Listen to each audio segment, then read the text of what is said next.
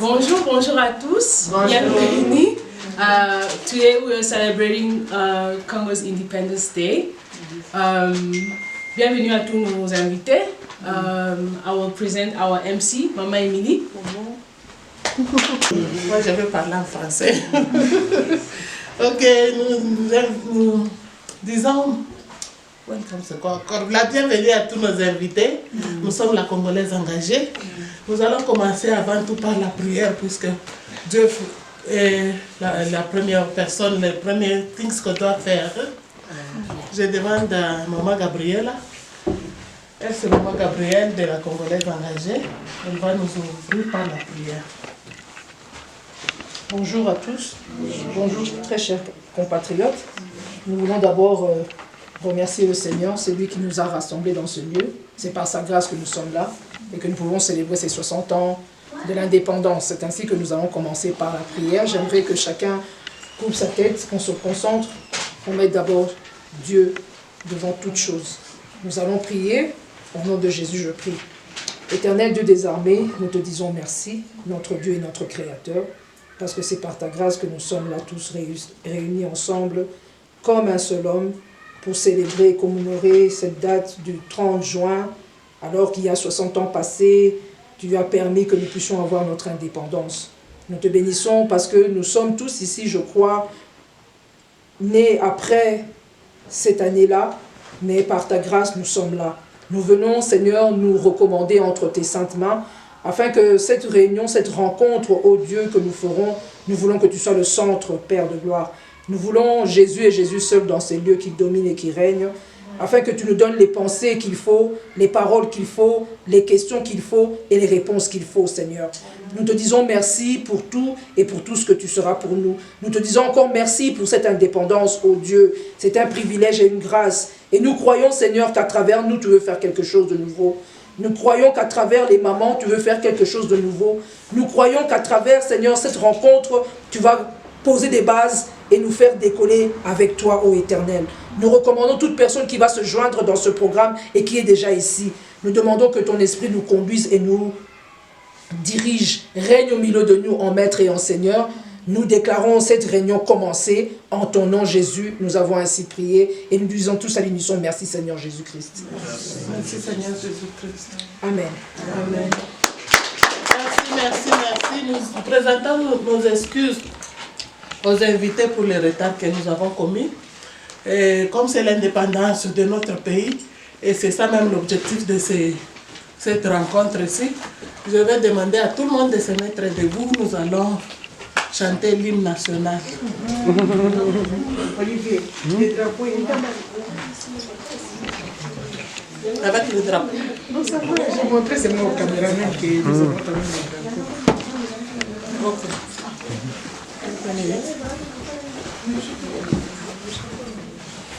Fallait que tu filmes mon carabou.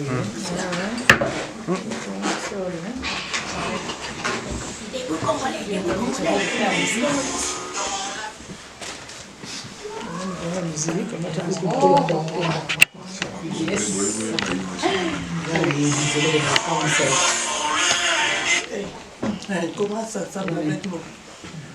Vous, Congolais, unis par le sang, unis dans l'effort pour l'indépendance.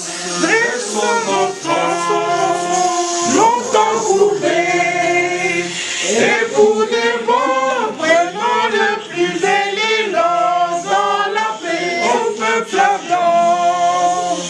Par les labeurs, nous bâtirons un pays plus beau qu'avant dans la paix citoyenne. Entonner l'hymne sacré de notre solidarité. Fièrement saluer l'emblème d'or de notre souveraineté. Congo, donc béni, Congo, des aïeux, Congo, mon pays, Congo, bien-aimé, Congo, nous peuplons ton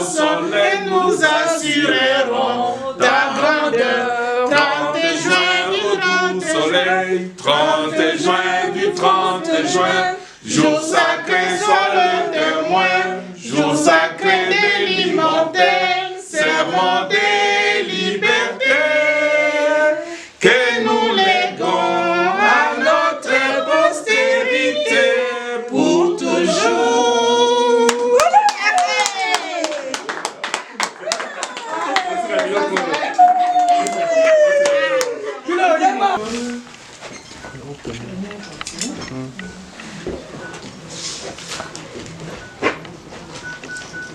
Je vais juste vous donner en bref c'est quoi la Congolaise engagée. La Congolaise engagée a été fondée il y a 2 ans, ici à Johannesburg, par les Congolaises, les mamans congolaises que nous sommes. Et puis notre vision, c'est, notre mission d'abord est, nous voulons œuvrer les institutions, c'est-à-dire nous voulons être là, être comptés parmi les hommes, dans tous les niveaux, dans tous les aspects de notre, pour notre, ouais. Et, ok, donc nous parlons plus de la femme, pour que la femme soit capable d'être comptée parmi les hommes. Ok, c'est ce que je voulais dire. Et notre mission maintenant, la mission est que nous voulons voir les femmes être comptées et être en mesure d'être parmi les hommes pour l'avancement de notre pays. Je crois que c'est ça. Hein? Yeah. En résumé, c'est ça. Avant notre pasteur Esther, elle va nous parler de la vision qu'elle a eue sur le Congo, sur la DRC. Alors, elle va nous parler en tant que pasteur, homme de Dieu, tout ce qu'elle a vu sur notre pays, puisque nous sommes les Congolais. Je vais inviter Maman Jetty pour 5 minutes, et Maman Esther, pasteur, pour 5 minutes à peu près, parlez-nous de la vision du Congo. Shalom, premièrement, Shalom. Et bonne fête d'indépendance à tous ceux qui nous suivent en ces moments. Eh bien, je veux un peu parler de ce que j'ai déjà eu concernant le Congo. Je suis une amoureuse de mon pays. Tout celui qui vit avec moi sait que j'aime mon pays. Et le Seigneur m'a fait grâce de me placer devant une église. Et dans des dates pareilles, Maman Jetty, nous organisons souvent des manifestations. Alors, en cherchant ça, j'ai prié pour le Congo. Parce que je me disais, on ne peut pas être en exil comme ça. On a laissé un beau pays derrière nous. Et ça, j'ai commencé même, à partir de mon pays, j'étais quelqu'un qui prenait beaucoup de temps en prière pour mon pays. Et même quand on parlait du bain de sang avant le départ de Mobutu, moi, le Seigneur m'avait dit qu'il n'y aura pas de bain de sang. Et nous avons prié. Moi, j'ai prié dans ma maison pour ça. Et il n'y a pas eu de bain de sang. Et je sais qu'il n'y aura jamais de bain de sang pour la prise d'un pouvoir. Alors, venant ici en Afrique du Sud, j'avais toujours le même fardeau. Mais c'est ici que le Seigneur m'a donné une vision claire. Au Congo, la vision que j'avais eue, c'était vers les années 2020-2023. Le Seigneur m'a montré en 1989 exactement la vision du Congo, une maquette. Mais cette maquette-là était, franchement, pendant ces années-là, tu ne pouvais pas t'imaginer que le Congo pouvait être comme ça.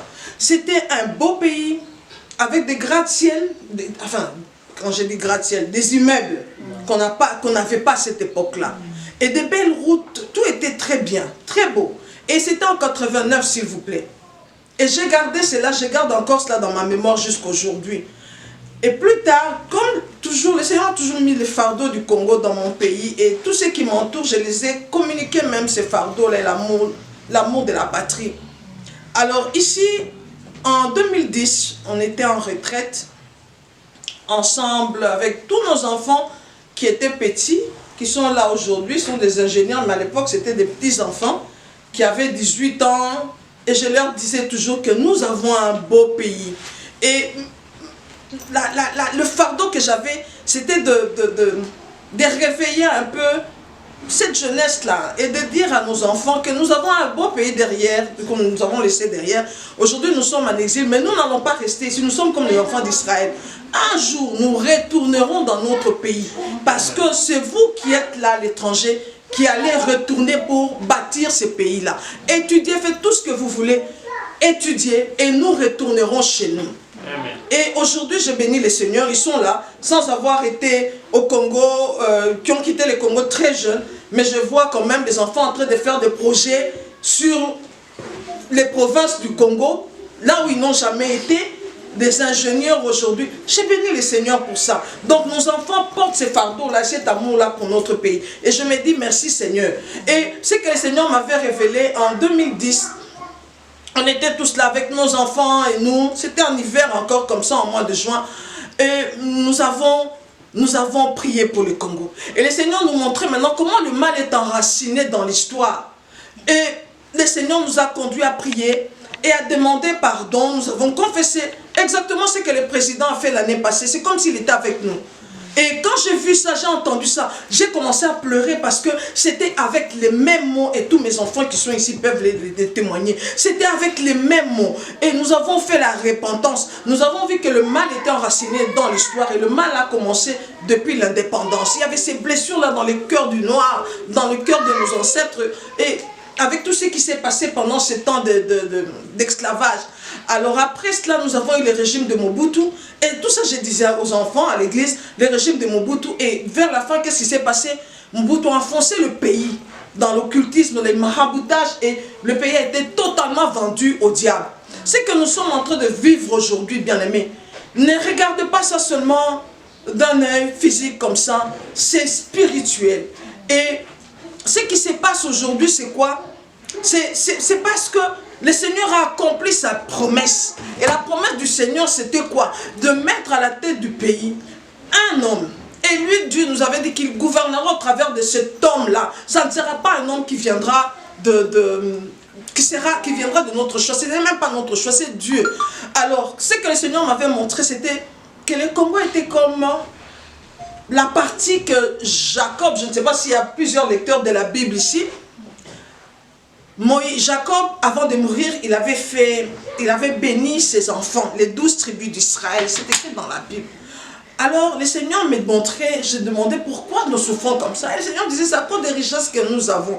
Mais les richesses que nous avons, c'est pour notre pays. Même si aujourd'hui, bien aimés, nous avons tous ces vautours autour de nous. Mais soyez sûrs qu'il y a un jour, nous allons enjoy les richesses de notre pays. Alors, le Seigneur me montrait la jalousie que les enfants d'Israël avaient contre leur frère Joseph. Et il me disait, la bénédiction du Congo, Congo est exactement comme Joseph. Et j'ai ouvert la Bible, j'ai regardé la partie qui a été accordée à Joseph par, comment on l'appelle, par Josué, quand il partageait le pays.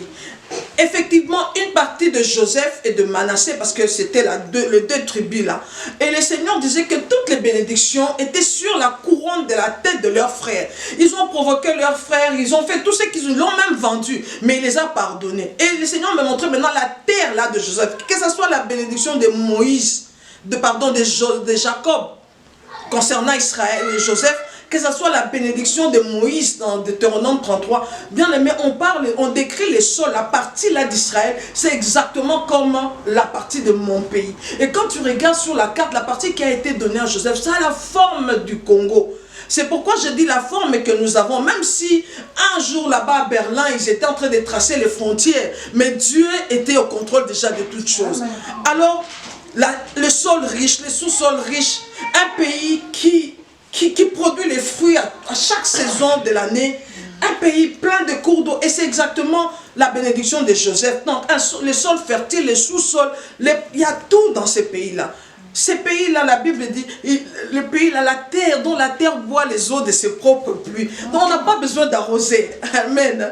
Et ça m'a fait plaisir et j'ai compris pourquoi nous sommes attaqués, pourquoi nous sommes combattus. Et en priant toujours, comme on était en retraite là, le Seigneur nous avait conduit à faire comme une cure d'âme du Congo et la repentance.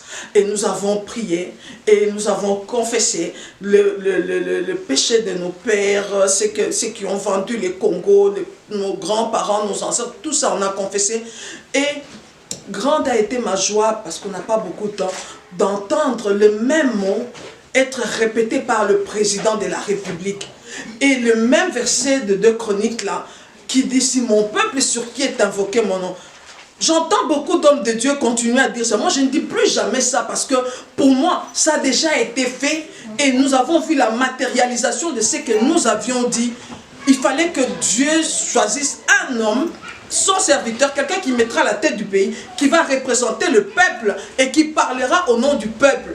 C'est ça, parce que nous avons fait tout cela. C'était spirituel. Il fallait que ça soit matérialisé. Et ça a été matérialisé. Ce jour-là au stade, quand j'ai entendu ce que le président a dit, je me suis dit, merci Seigneur. Tout ce que je cherche maintenant à voir, c'est notre exode, notre retour vers notre pays. Amen. Amen.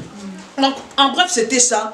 Pour dire que même ce que nous sommes en train de vivre, ces jours-là, exactement comme le Seigneur nous avait dit en 2010, ça fait 10 ans aujourd'hui, ces jours-là, le Seigneur nous avait dit, après tout cela, de consacrer le Congo, parce que le Congo était vendu au diable. Vendu au diable. L'hymne national, le drapeau, tout vendu au diable. Alors imaginez un peu quelque chose qui appartient à l'ennemi, qui lui a été donné. Maintenant que vous arrachez, comprenez les combats que nous avons. Et comprenez, je vais vous demander d'être fort, de continuer à croire, parce que même Israël, quand il est sorti de l'Égypte, il n'est pas entré directement dans Canaan, il y a eu le désert. Et pendant qu'ils étaient dans le désert, Dieu devait éliminer, si je dois dire, les ramassis. Et moi je crois que pendant ce temps ici, le Seigneur est en train de faire une œuvre dans notre pays. Peut-être que nous n'avons pas la même foi. Moi je ne marche pas selon la vue. Moi je marche selon la foi. Chaque fois que je discute même avec ma soeur ici, je dis, moi je ne vois pas tout ce que vous voyez. Parce qu'un visionnaire ne voit pas les Égyptiens. Moïse a dit, les Égyptiens que vous voyez. Pas lui. Les visionnaires ne voient pas les Égyptiens. Il a dit, les Égyptiens que vous voyez, demain, vous ne les verrez plus jamais. Alors, le message que j'ai à vous donner, c'est de vous fortifier dans le Seigneur. Je reçus un message, pour continuer, si je peux continuer un peu. Le Seigneur me parlait de David. David était l'homme selon le cœur de Dieu. Pourquoi il était l'homme selon le cœur de Dieu? Beaucoup disent parce qu'il savait se repentir. Non, Dieu l'a appelé l'homme selon son cœur, avant même qu'il ne soit, qu'il puisse pécher pour se repentir. Quel était le problème de David? David avait un seul souci. Il voulait ramener l'arche en Israël. Il a dit, on a entendu parler de cela. Donc, quand ils étaient petits, il a entendu. Et David a dit, je ne monterai pas sur mon lit. Je ne veux pas me donner du sommeil jusqu'à ce que je trouverai un lieu pour l'arche. Et le souci de David, c'était ramener l'arche. Et nous, on n'avait pas d'arche. Pendant un long moment, nous étions dans l'apostasie. L'arche est revenue. L'année passée, au mois de juin, je ne me rappelle plus de la date, le président de la République qui est là, il a dit, Seigneur, il a remercié le Seigneur, il s'est repenti, il s'est levé comme un intercesseur, il a pris la place de ses prédécesseurs et de tout le monde, de toute la population, et il a consacré le pays à Dieu. Il a dit, viens Jésus et règne sur le trône de notre pays. Bien aimé, ce n'est pas un homme qui règne sur notre pays, c'est Jésus qui règne. Quel que soit ce que vous voyez, il y a une lutte, et la lutte là, c'est une lutte spirituelle. Or, dans les spirituels, nous sommes plus que vainqueurs. Amen. Tout ce que j'ai comme message, que je peux donner aujourd'hui, je peux dire même à notre président, et je vais dire à tout le monde, notre combat ne pas charnel. En Christ, nous sommes des aigles. Et celui-là qui est au trône, sur le trône de notre pays aujourd'hui physiquement, c'est un aigle parce que en Christ, tu deviens un aigle, tu n'es plus serpent. Donc, toi et moi, nous ne sommes pas des serpents, nous sommes des aigles. Amen. Un aigle, il ne combat pas sur la terre. Un aigle, même quand l'aigle mange les serpents c'est l'image du mal, l'image du méchant. Qu'est-ce que l'aigle fait? Quand il vient, il pêche, il prend les serpents. Les serpents est très puissant sur la terre. Mais l'aigle amène les serpents en l'air. Et cela veut dire, notre combat n'est pas charnel. Nous n'allons pas prendre les mêmes armes que les gens qui sont terrestres. Non, nos armes sont spirituelles. Nous n'allons pas agir avec la haine. Parce que là, les combats, là, je conseillerais à notre président de rester seulement là où il est assis ensemble avec Christ dans le lieu céleste. Il a amené les serpents en haut. Les serpents, quand on l'amène en l'air, il perd son pouvoir, il n'a plus de force. Et c'est là où nous combattons. Nous combattons non pas selon la chair. Nous n'allons pas prendre les mêmes armes que l'ennemi. Nos armes, nous sont spirituelles. Et nous avons besoin des hommes et des femmes qui soient entourés comme David. Le Seigneur l'a choisi comme David. tout ce qu'il doit faire, c'est plus à chaque fois qu'il veut prendre une décision, qu'il se confie en l'Éternel. Bien aimé le Congo, que vous le vouliez ou pas, Batomaye le bâton d'Ina Congo, Bazawana, Tozana Bango, depuis des années, cela n'a pas fait que le Congo puisse marcher. Mais le temps est arrivé. Peut-être les gens diront pourquoi cette femme-là. Je vais vous annoncer que c'est le temps de la femme. Et pendant ce temps de la femme, nous n'allons pas nous taire. Nous n'allons pas nous taire. Dans tous les domaines, nous sommes là. Et d'ici là, vous allez encore nous voir prendre encore de la hauteur. Alléluia. Alors, à chaque instant, qui consulte l'Éternel? David était un homme qui avait confiance et qui savait garder l'alliance. Même quand Saül l'a provoqué plusieurs fois, Saül voulait le tuer. David n'a jamais levé sa main contre Saül. Mais Saül a subi son sort lui-même. Il a été tué loin de David. Les choses peuvent paraître difficiles. Effectivement, le message que j'ai eu pendant ce temps est que nous sommes en train de traverser un Jourdain spirituel. La Bible me dit que quand Israël devait entrer dans Canaan, c'était un temps où le Jourdain prenait plus... Le Jourdain, comment je peux dire, alors, c'est pendant ce temps-là que Dieu a choisi pour qu'Israël prenne possession du Canaan. Le Jourdain que nous affrontons aujourd'hui, bien aimés, ce sont tous ces problèmes-là que nous voyons. Moi, je sais, j'aimerais vous dire que nos regards soient fixés sur le Seigneur, que nos regards soient fixés sur les promesses. Le Congo appartient à Jésus et c'est Jésus qui gouverne le Congo. Et nos enfants vont retourner dans notre pays. Il y a tant de potentiel. Partout ici, il y a des hommes, des femmes, des médecins. Ils vont retourner. Nous allons retourner chez vous, chez nous. Toi et moi, nous Congolais, notre place n'est pas à l'étranger. Nous sommes exactement comme les enfants d'Israël. Notre bonheur, c'est dans notre pays.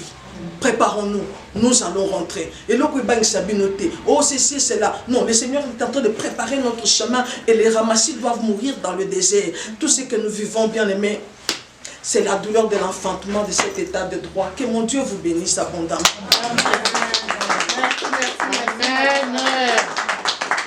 Amen.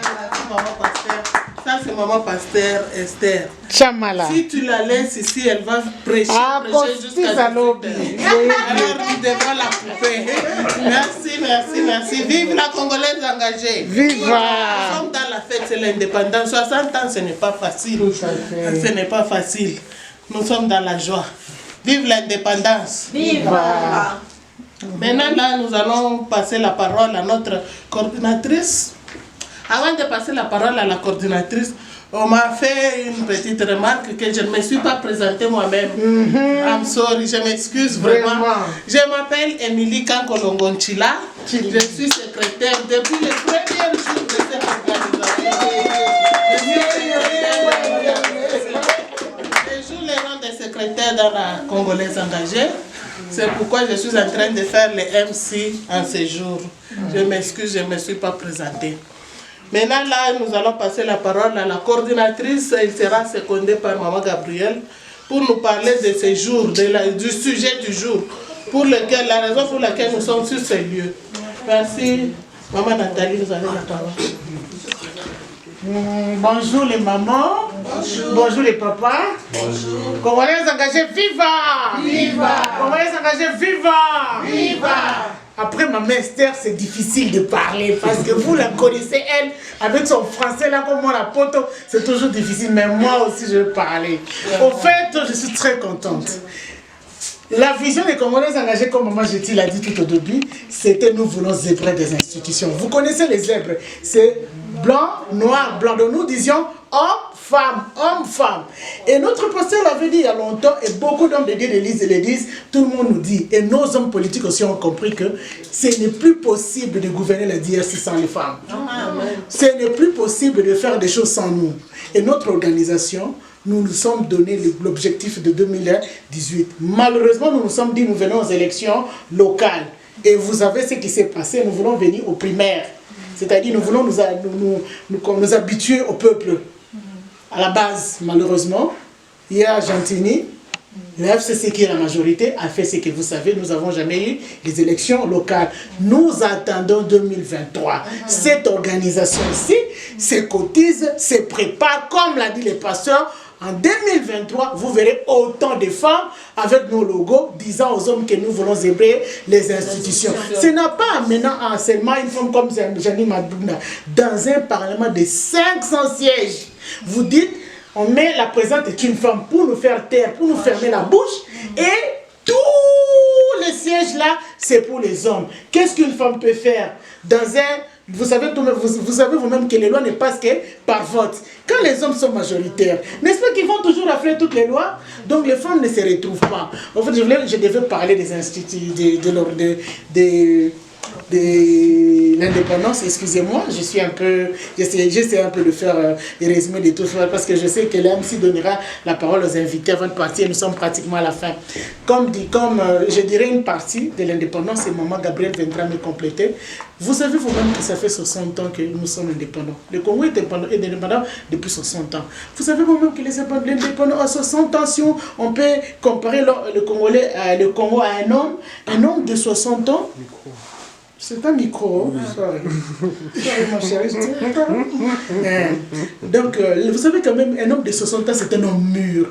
Un homme qui a vécu. Un homme qui a travaillé, qui a construit, qui est en train maintenant d'apprécier le travail de sa jeunesse.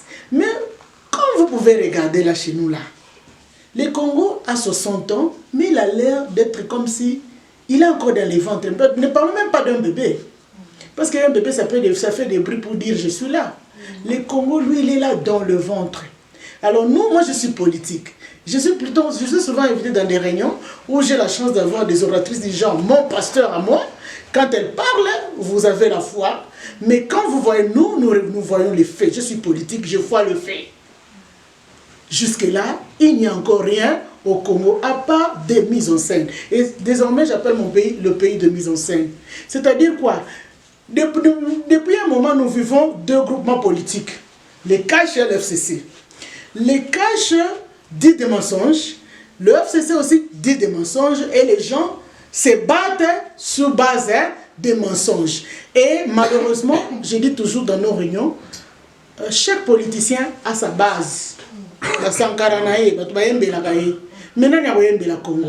L'autre organisation s'est décidée à Royembela au Congo. Donc, vous-même vous avez vu. On accuse un voleur. Le voleur a sa base qui dit qu'il n'est pas voleur. L'accusateur dit non, c'est un voleur. Alors on est perdu.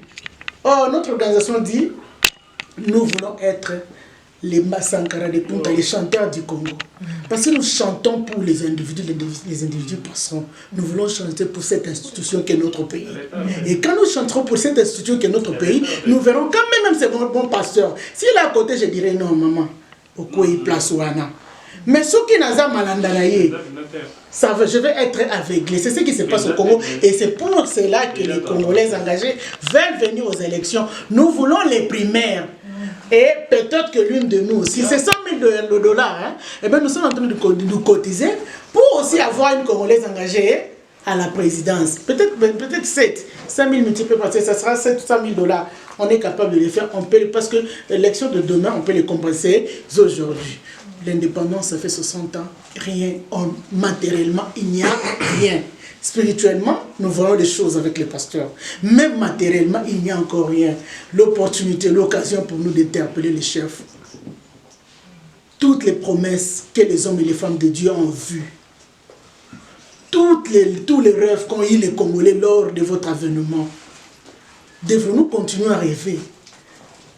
Est-ce que nous devons continuer à rêver parce que nous voulons du concret? Nous disons que notre chef aille régulièrement. Parce que ça, je vais peut-être relayer les voix des mamans qui ne sont pas là parce qu'on a eu des réunions. Notre chef est parti plusieurs fois à l'étranger. On aurait voulu qu'il parte au Bandundu, qu'il parte au Kassai. Ça, c'est notre souhait comme femme. Ça ne lui coûte rien d'être au Kassai. Ça lui permet seulement de toucher le fond, de voir la réalité de ses compatriotes du Bandundu, la réalité de ses compatriotes de l'Équateur, de Kisangani et de toutes nos provinces. c'est mieux que les chefs aillent plutôt chez nous, ça ne coûte rien au pays. Parce que ces adversaires disent quoi? Ils disent que ça prend de l'argent d'amener un colossal des conseillers à l'étranger, mais ça ne coûte rien d'aller chez toi. Alors on les conseille de le faire. Il n'est jamais trop tard pour le faire, il n'est jamais trop tard pour écouter la femme que nous sommes. Allez-y plutôt. Dès l'année prochaine, parce qu'il ne vous reste pas beaucoup de temps, allez plutôt dans nos provinces. Allez écouter les cris, allez voir ce qui nous a fait pleurer, nous les Congolais engagés. Vous vous rappelez, il y a une femme qui a posté dans les groupes 2 villages séparés par une rivière. Et l'école, et l'hôpital, et les cliniques ne se retrouvent que dans l'autre village. Et les enfants vont à la nage, même pendant la saison sèche. Qui n'a pas pleuré? Toutes les femmes ont pleuré. Si le président était parti déjà dans les provinces, l'argent, nous avons vu des procès de 100 000, des millions de dollars. Faire de pont chez nous, nous avons les ciments, nous avons les barres de fer. Ça ne nous coûtait pas. Monsieur le Président, l'occasion pour nous, pour les 60 ans, de vous rappeler de faire votre travail. Vous avez toute une organisation. Vous avez notre pasteur que nous écoutons toutes, qui dit que vous êtes celui qu'on a appelé. Elle a retrouvé les promesses de Dieu en vous. Prouvez-nous que nous ne devons pas attendre quelqu'un d'autre, que c'était vous que nous attendons. Parce que jusque-là, le bilan de notre indépendance n'est pas beau. Il y a même des gens qui nous disent, ne célébrez pas l'indépendance. Bosomba lipate, bosomba sucrété, bolé la couteau parce que vous n'avez rien fait. Nos pères, ceux qui ont perdu leur vie pour cette indépendance, ils étaient tellement fiers. Ils étaient tellement contents. Est-ce que, oui, quand les dames de Banglé Balubara, c'est nous qui n'avons pas suivi. Mais ils ont vraiment fait leur travail et ils méritent notre respect. Ils méritent aujourd'hui que nous puissions chanter. Ils méritent aujourd'hui que nous puissions manger et boire pour le travail qu'ils ont fait et que nous puissions aussi nous interpeller. Je dis et je vous remercie.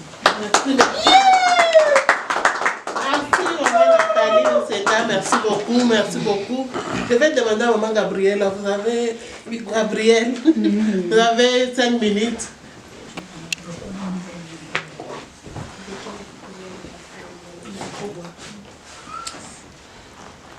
Oui, même là-bas, ça va. Bonjour, très chers compatriotes, et bon après-midi.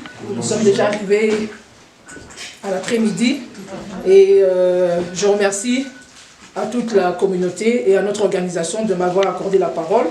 Je me présente, je m'appelle Gabrielle, je préfère Gabrielle, je suis congolaise engagée, c'est ça mon nom. Et nous voulons, je dis nous, parce que nous sommes la voix de tout le monde, de toutes les femmes.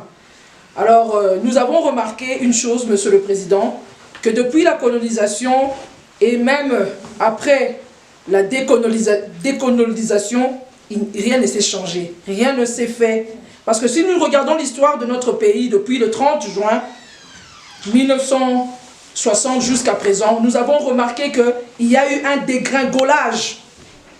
Et nous, la génération qui est née après l'indépendance, nous avons remarqué qu'il n'y a jamais eu de colonisation. Pour nous, jusque-là, nous n'avons pas été décolonisés. C'est ce que nous avons remarqué. Et nous avons remarqué encore une chose, que les uns se lèvent contre les autres. C'est ce qui se passe aujourd'hui actuellement dans notre pays. Et nous demandons au président de la République s'il peut un peu voir toutes ces choses.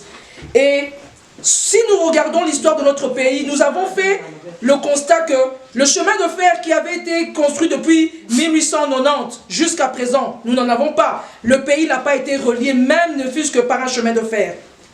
Parce qu'aujourd'hui, actuellement, l'agglomération congolaise se retrouve plus dans la capitale.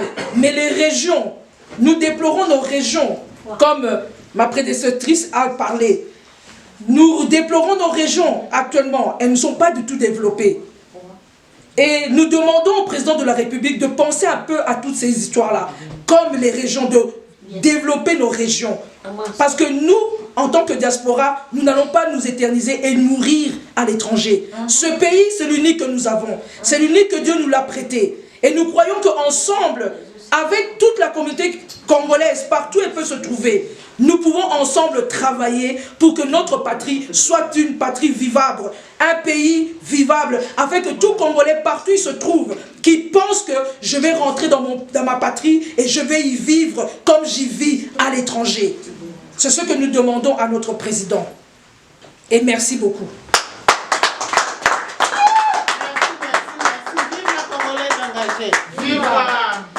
Maintenant, là, nous sommes presque à la fin. Nous allons demander aux invités si le président Basile, s'il a un mot de 5 minutes à peu près à 10 minutes, et il sera secondé par Papa Anderson.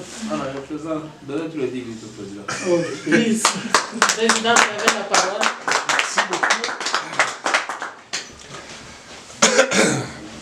Merci beaucoup. Bon après-midi à tous. Merci.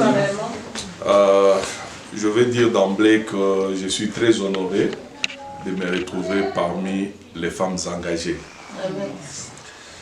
Peut-être vous n'appréhendez pas la quintessence de ces mots, les femmes engagées. Être une femme engagée, c'est être une femme qui est au front. C'est être une femme qui est capable de faire bouger les choses. C'est être une femme qui est capable de changer le cours de l'histoire.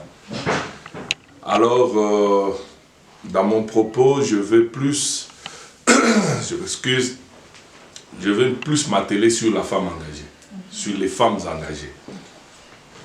Et les femmes engagées vis-à-vis de leurs responsabilités quant à l'avenir de notre pays. Les femmes que vous êtes, nos mamans, nos grandes sœurs, nos petites sœurs, sans peut-être s'en rendre compte, vous êtes les centres de la vie du Congo aujourd'hui.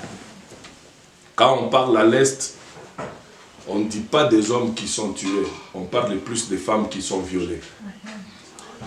Je me rappelle en 1991, après le premier pillage, 80% de nos papas ont perdu leur travail. Et nos familles, nous avions été élevés grâce à nos mamans, grâce à leur petit commerce. Moi, j'ai vu ma mère aller à Brazzaville pour vendre des histoires alors qu'elle n'avait même pas pensé un jour traverser le fleuve Congo. Vous avez beaucoup fait. Mais aujourd'hui, quand on regarde le Congo d'aujourd'hui, quelle est réellement la place de la femme? Elle est nulle. La place de la femme ne s'y trouve même pas. Aujourd'hui, si vous rentrez à Kinshasa, et j'y étais il n'y a pas très longtemps, vous verrez que la vie de la famille est tenue par la femme.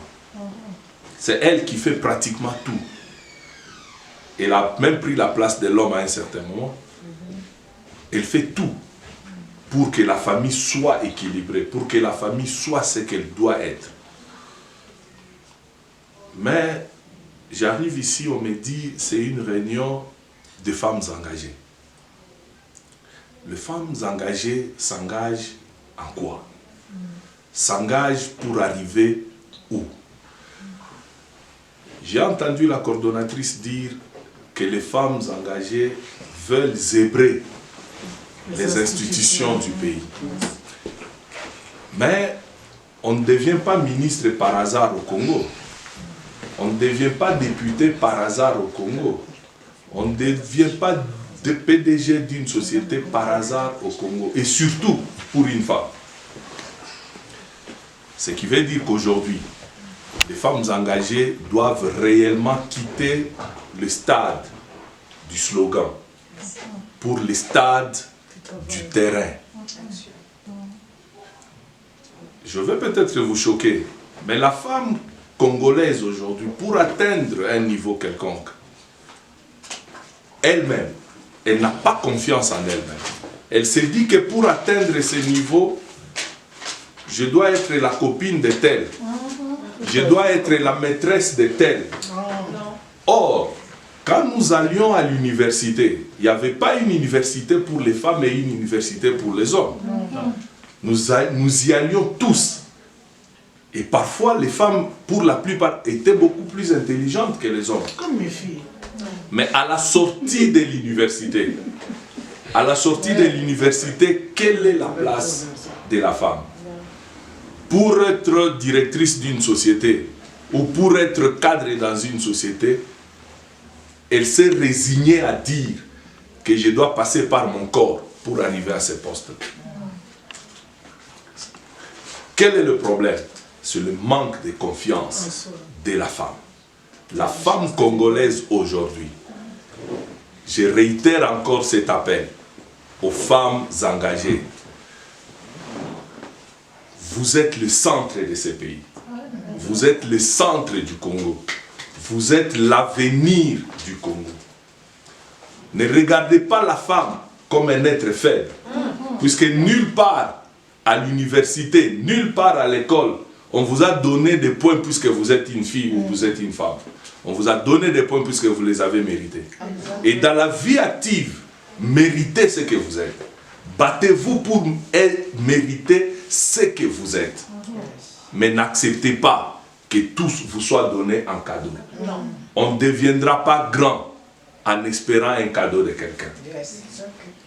On ne sera jamais reconnu comme une grande, comme un modèle, en espérant que quelqu'un fera quelque chose pour vous. Si vous devez vraiment zébrer les institutions, mettez-vous au même diapason que l'homme. Réfléchissez comme l'homme. Travaillez comme l'homme. Méritez tout comme l'homme. N'attendez pas un profit quelconque ou un bénéfice quelconque ou un avantage quelconque de l'homme, puisque la main qui donne est toujours au-dessus de celle qui reçoit. Si vous restez dans cette position d'attendre qu'on vous donne le pouvoir, si vous restez dans cette position d'attendre que ça soit un cadeau, vous serez toujours redevable à celui qui vous donne les cadeaux. Vous serez toujours redevable à celui qui vous donne les pouvoirs.